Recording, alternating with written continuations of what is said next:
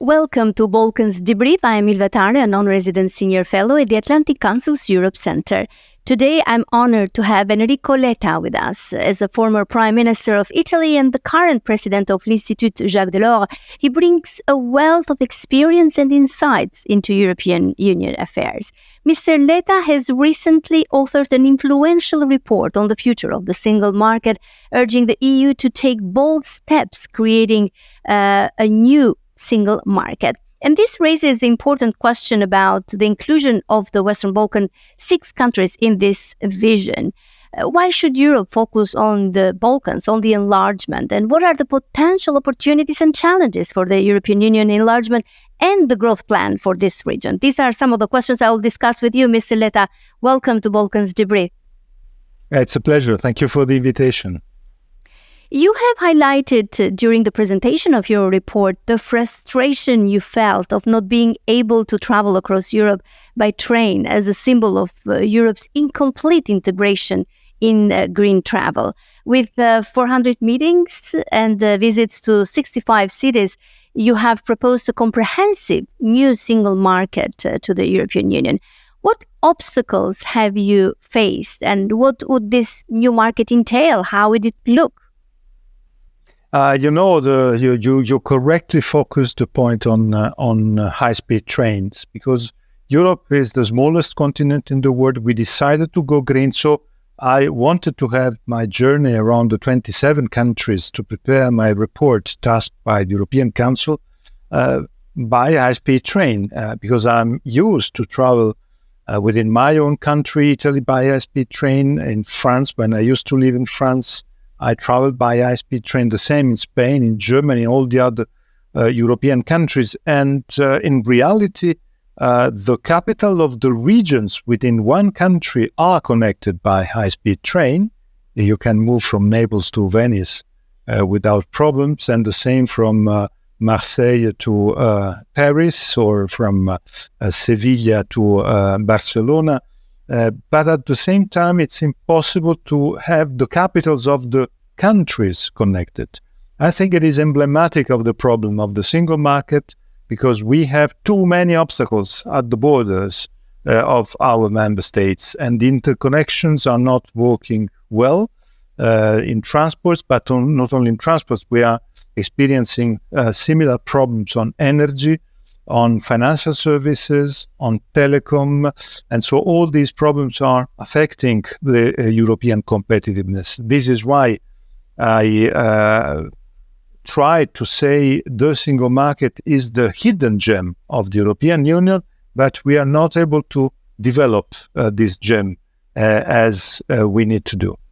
Because there is a reason for that. It has to be adapted to the new realities. The single market that Jacques Delors envisioned in the 80s aimed to be borderless, yet sectors like you have mentioned in your report, like energy, telecom, and finance, still face significant barriers. How can the EU address these issues to enhance competition? We have to start by considering all the damages for competitiveness, jobs creation, growth, dynamism for all our countries because of this lack of interconnections. It is not an ideological problem. It's not a fight between a national flag and European flag in terms of sovereignty. It's just a matter to be effective, to be competitive. And on some of these issues, we can be competitive only if we are integrated. On telecom, on energy, on financial services, being integrated means being competitive. And this is the main message of my report. The same on defense, where we are not competitive at all because of the fragmentation and the multiplication, and we need to be more integrated. So, yes, my report is emphasizing the need to be more integrated, to have more effective tools, common tools, as we did, for instance, during the vaccine adventure during COVID period, and the same on other issues. We were good because we were together and we were integrated, and so we were able to face some of these challenges. So this is the main message of my report, with some concrete roadmaps. And I strongly hope the leaders will listen and will try to implement these ideas. And Mr. Letta, you have talked to the leaders and all these meetings that you have had. Did you get the sense that there is political will to lose some of the nation's sovereignty in order to integrate the sectors that are still not competitive enough? Are they ready to do that? I had the feeling that there's awareness of what we are losing because we are fragmented. And this awareness is something that is today crucial, because without this awareness, it's impossible to be effective and to try to combine to join forces. We are too small when we are going to the global market fragmented, too small. And we need to be more integrated and so to be bigger. So I found awareness and goodwill, yes. First of all, on telecom. Telecom, I think, is the low-hanging fruit, also because I would say we lost ground in the 80s and 90s. All the technological revolutions on the telecom sectors were European-based, and today they are American or Chinese-based. I think it's the demonstration of how we are, I would say, lagging behind, and this is due to the dimension and to the need to be integrated. The single market promotes the famous four freedoms: freedom of goods, people, services, and capital. And you have proposed the fifth one, the freedom of movement for innovation and education, in order to somehow tackle, at least for what I understood from your report and your introductions, in order to tackle the challenges with IT, with artificial intelligence, with the youth, with the research, where the EU seems to be lagging behind. Creating a new single market with this fifth freedom, it is ambitious in my view. Do you believe that European leaders are supportive of this idea? What I understand, and what I really understood during my journey is that people are pushing in that direction. First of all, young people. They are aware of the fact that the European way of doing business or creating growth, it's very old-fashioned, if I may say, very 20th century based.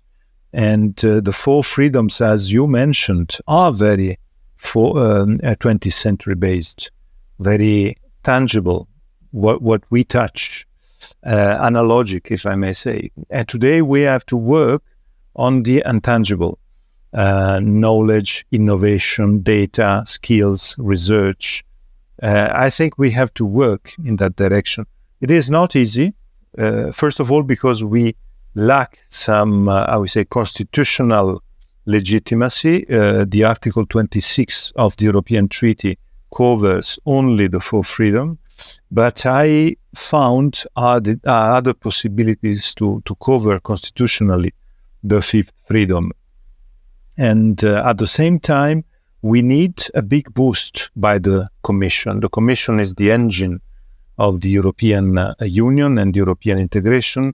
And the idea to have the fifth freedom as the flagship for the next 5 years, in my view, has to be the true and the big boost. So I found awareness, interest.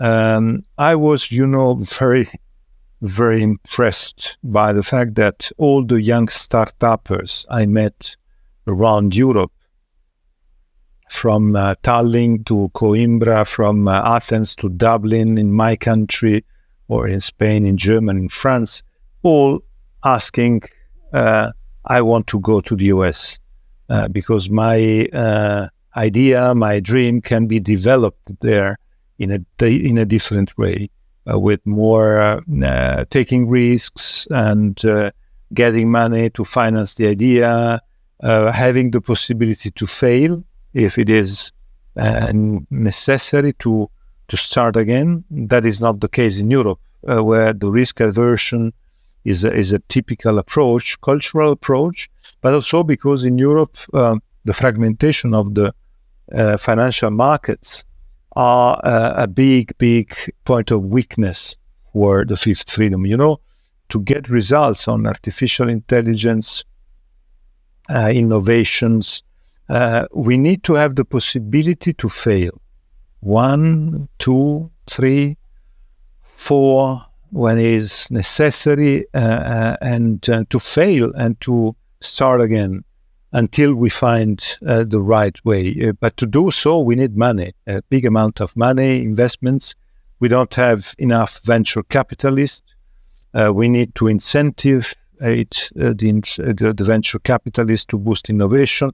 But at the end of the day, the integration of financial markets is absolutely crucial. And we didn't do in a successful way until now on that matters. This is why I try to focus on that, and I hope we will be successful in the future. Well, in order to be successful, I believe EU enlargement should be included into the new single market. And this is my favorite topic, and I'm glad to know that it's yours too. Can we talk about now, turning to the EU enlargement? Do you believe, is there room and political will from the EU members to have the Western Balkan countries join the new single market that you are proposing? First of all, I have to admit I'm biased on the topic because I'm always a fan of the enlargement. The enlargement is a typical characteristic of the European Union. We didn't have any other word architecture where the enlargement was so important as it was for the European Union. And for the European Union, it has been a success, an enormous success. First of all, because through the enlargement, we were able to recuperate what we lost in terms of declining in demographic terms, in economic terms. We recuperated some ground because of the enlargement. And the enlargement was successful. We had great results from the 2004, 2006, 2013 enlargement.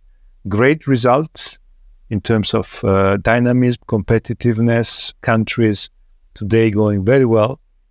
And Europe is stronger and bigger thanks to the enlargement. We had, of course, problems. It's not easy to enlarge. But today, the bottom line is a positive one. And today, I think the final evaluation of what happened in the last 20 years is really very positive. This is why I think we have to consider the next enlargement and the next decade as the decade in which we have to launch. We just launched, and we have to develop, implement, and complete the enlargement to the Western Balkans.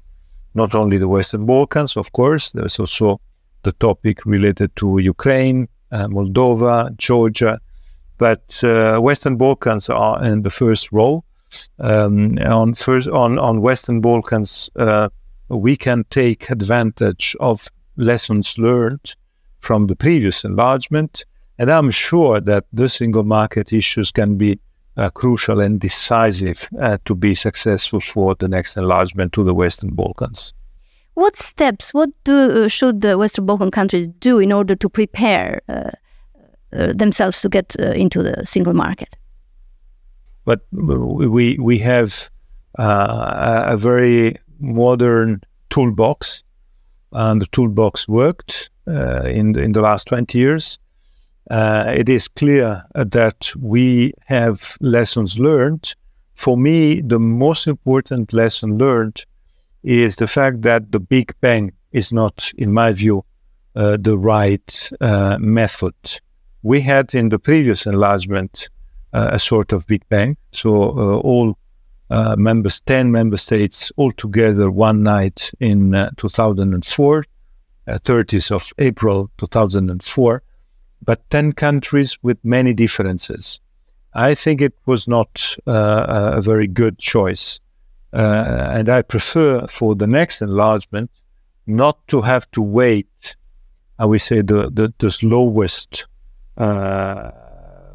part of the enlargement We need to have an enlargement where once you are ready, you can get in. And this is decisive also because it's the way to give incentives to countries to go fast, to be effective, and to be compliant. The enlargement is an enormous accomplishment for one country, and for all the Western Balkans. The enlargement can be, the accession to the European Union can be really the transformation, as it was for the other countries that joined the European Union. So maybe my first point is to consider that the Regatta Method is better than the Big Bang Method. So once you are ready, you are in. That means that all member states, they have to work to prepare themselves. I think the relationship with the single market issue is very important. In my report, I suggest the idea to have flexibility. And so I support the idea of the Commission to start working sector by sector, considering that there can be sectors where the candidate countries can share single market methods, even if they are not in. So there's a potential successful pre-accession phase in which country by country we can use the different speeds and the different level of integration on different sectors. It is another way to be successful on that. And the growth plan seems to be one of these instruments to provide significant boost to the Western Balkan countries to prepare for the legal economic reforms they need to address before being able to integrate into the EU single market. Do you believe that the growth plan can be that important for the Western Balkan countries, and can they get the maximum of benefits that it brings to the region? Yes, it is. It is absolutely necessary that all members, all the countries, all the candidate countries can also be completely aware of the fact that the accession process is a line, is not, I would say, a chaotic track. What happens, for instance, in Georgia in the last months and weeks is, for me, it's a very important, I would say, signal of what not to do, because the linearity of the decisions that one country can take, they need time, and they need to have an accountability that can become something crucial also for the relationship with the present member states. This is why on the different decisions that we have to take, and the relationship between the single country and the present member states, Brussels, and the negotiating teams, I think we need to work together to have checks one after the other. And what I mentioned before, the accession, the gradual accession to different steps of the single market, sector by sector, in my view, is absolutely crucial. Of course, it is very important to consider that the six are a region, but the six are different. And I say that because it is very important what I said at the very beginning. Is not absolutely not useful to consider the six all together, and to consider that the six, they have to be in at the same time all together, because differences are there. We know all the differences, and if we are not able to work to get the different countries in when they are ready, I think that will create frustration. And what I learned in terms of experience from the previous enlargements is the fact that frustration can become really boost and fuel for populist, disruptive movement. We need to avoid frustration, and this is, in my view, crucial for the next enlargement. Thank you, Mr. Letta. Actually, you're very right to tackle the issue of frustration, because even within the citizens of the Western Balkan countries, there are some signs of frustration for the long delayed and stagnated process. But hopefully, things will change this time. I got your point. You are not for a next wave or next big bang. Every country, whoever is ready, they should advance their EU enlargement, and they're part of Europe. But before I let you go, I have one question, though. There is this debate of 90% membership for the Western Balkan countries minus the veto power. Do you think that's the way to go for the Western Balkan membership? No, I don't think it is the correct idea. I think the correct idea is to have a change in the veto power for all the member states. My idea is to move from an individual veto to a collective veto. So a veto that can be effective only if 3 countries together are putting the veto on the table on one issue. This is, in my view, the only possibility, because it's the way to avoid, or I would say, to slowing down the veto used as blackmail. As when it is individual, 80% of the vetoes are usually put as sort of blackmail. I put the veto on one topic because I want to have satisfaction on another topic. And this is a blockage that is very negative for the European Union. But I want to add one point that is, in my view, crucial for the success of the enlargement. I put in my report the idea of having a solidarity enlargement facility for the present net beneficiaries, for the countries that are today presently net beneficiaries at the European level. I say that because today we are creating the risk of a negative trade-off. Net beneficiaries are starting thinking they will lose their, I would say, benefits because of the next enlargement.